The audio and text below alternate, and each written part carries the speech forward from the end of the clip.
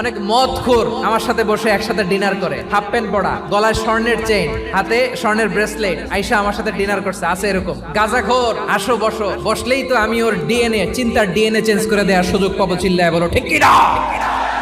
আমার অনেক হিন্দু পরিচিত ভাই আছে, ওরা আমাদের ইফতারির প্রোগ্রামে এসে একসাথে ইফতারি করে। বিশ্বনবী ইহুদির বাড়িতে গেলেন, আর আমার মুসলমান ভাই আমার কাফের বলে, এরকম আছে না নাই?